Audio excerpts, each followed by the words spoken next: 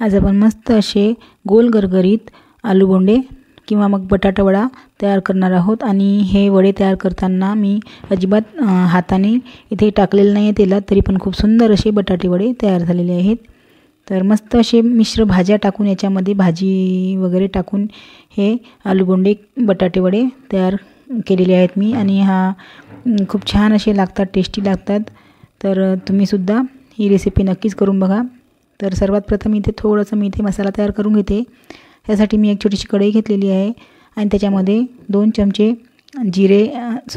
धने भाजून घ्यायचे आहे आणि 1 चमचा इथे बडीशेप घेतलेली आहे आणि अर्धा चमचा इथे जिरं घेतलेलं आहे।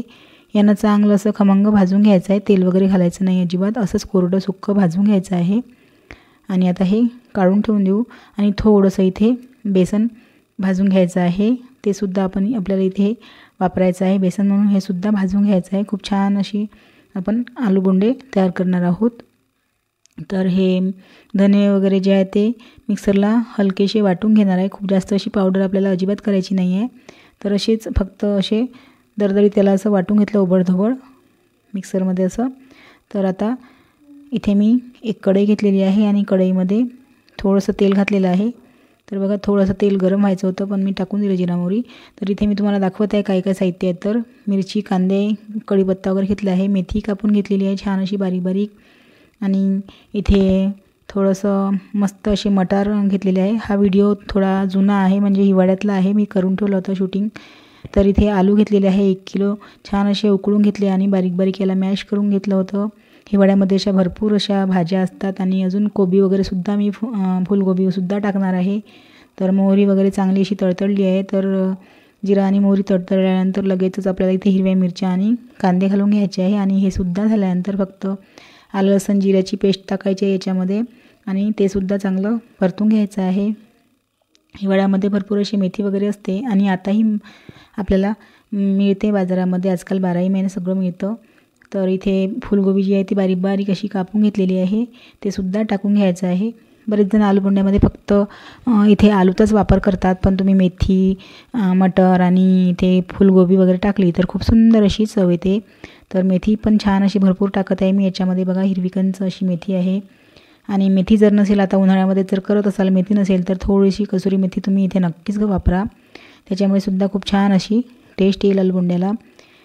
तर मीठ टाकून घेत आहे, कारण मिरच्या भरपूर टाकलेल्या आहेत, तर थोडंसं मीठ टाकून घ्यायचं म्हणजे लवकर शिजते ही ह्या भाज्या वगैरे। आणि हळद टाकायची आहे आणि इथे मी थोडंसं तिखटसुद्धा घालणार आहे, कारण मिरच्या थोड्या कमीच घातल्या होत्या, किंवा मग तुम्ही नुसतं तिखटसुद्धा घालू शकता, तुमच्या आवडीनुसार तुम्ही तिखटाचं प्रमाण कमी जास्त करू शकता। तर नंतर थोडंसं अजून मी मीठ घालून घेतलेलं आहे, सुरुवातीला थोडंसंच घातलं होतं। आणि ह्या भाज्या मीठ टाकल्यामुळे लवकर शिजतात आणि पटकन शिजल्या ह्या सगळ्या भाज्या। मीठ टाकल्यानंतर 5 मिनिट होऊ दिलं मी आणि नंतर हे संपूर्ण आलू वगैरे इथे आलू जे आहेत ते टाकून घ्यायचे आहे, मिक्स करून घ्यायचं आहे। बघा अशा प्रकारे चांगला मिक्स करायचं आहे आणि जे भाजलेलं बेसन होतं ते सुद्धा मी इथे भुरभुरून घेत आहे, थोडं थोडं करून सगळं बेसन इथे मी टाकून घेते। बेसन टाकल्यानंतर लगेच असं मिक्स करायचं आहे आणि बेसन टाकत जायचं आहे, जास्त बेसन नाही टाकलेलं आहे मी। आणि कोथिंबीर, भरपूर अशी कोथिंबीर घालून घ्यायची आहे आणि चांगलं मिक्स करून घ्यायचं आहे याला। आणि हे जे बॅटर थंड झाल्यानंतर आपल्याला याची छान अशी गोळे करून घ्यायचे आहे। तर असे मी मोठे मोठेच गोळे केले, कारण छोटे छोटे गोळे करण्यापेक्षा मोठेच गोळे केलेले चांगले होतात। तर एवढे गोळे झालेले आहेत आलू बोंड्याचे। तर आता बेसन मी ते भिजवायला घेते।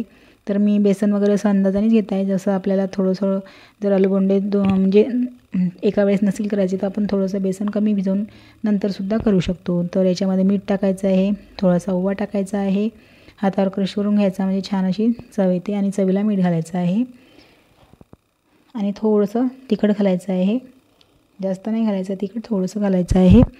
आणि याला असं घट्टसर चांगलं असं भिजवून घ्यायचं आहे मस्त असं, खूप जास्त पातळ करायचं नाही आहे, थोडंसं घट्टच ठेवायचं आहे बॅटर, म्हणजे आलू बोंड्याला चांगली अशी बाइंडिंग येईल। तर असं हे मिक्स करून चांगलं असं फेटून घ्यायचं आहे आपल्याला, मस्त असं हलकं करून घ्यायचं आहे या बेसनाला। तर छान असे फ्लफी आपले जे आलू बोंडे होतील ते खूप छान असे होतील। तर बेसन चांगलं भिजवून झालेलं आहे। तर तेलसुद्धा कढईमध्ये ठेवलेलं आहे गरम करायला आणि आता मी इथे थोडंसं हलकासा सोडा, एकदम 1 चिमटी टाकलेला आहे इथे सोडा, नाही टाकला तरी काहीच हरकत नाही। आणि याला असं चमच्यानी मिक्स करून घ्यायचं आहे आणि आता चमच्याच्या साहाय्याने इथे टाकायचं आहे आपल्याला. तर तेल गरम झालं आहे की म्हणून आहे की नाही म्हणून मी थोडंसं बॅटर टाकलेलं आहे इथे आणि ह्या चमच्यानेच इथे आलूबोंडे सोडून घ्यायचे आहे. बघा अशा प्रकारे छान असे होतात गोल गरगरीत आणि अजिबात हातसुद्धा भरत नाही आणि मस्त होतात. तर अशा प्रकारे छान असे तळून घ्यायचे आहे. यांना असे खमंग असं तेल सोडायचं आहे वरून. कढई थोडीशी पसरट आहे म्हणून खोल कढई असली तर मग आलूबोंडे सगळे डुबतात याच्यामध्ये आणि असं करायची सुद्धा गरज पडत नाही. बघा किती सुंदर असे गोल गरगरीत झाले आहे, अजिबात असे ओबडधोबड झाले नाही किंवा काही नाही. तर मस्त असे गोल गरगरीत आलूबोंडे हात न भरवता आपले इथे तयार झालेले आहेत. तर तुम्हीसुद्धा अशा प्रकारे करू शकता आणि मिरची कांद्यासोबत किंवा मग तुम्ही कढीसोबतसुद्धा खाऊ शकता. तर मस्त असे झाले आहे. फोडून दाखवते तुम्हाला मी किती छान झाले आहे. तर आतमधून कसे सुंदर दिसत आहेत आणि अजिबात तेल वगैरे जास्त पित नाही आलूबोंडे. सहसा भरपूर आलूबोंडे अजिबात तेल पित नाही.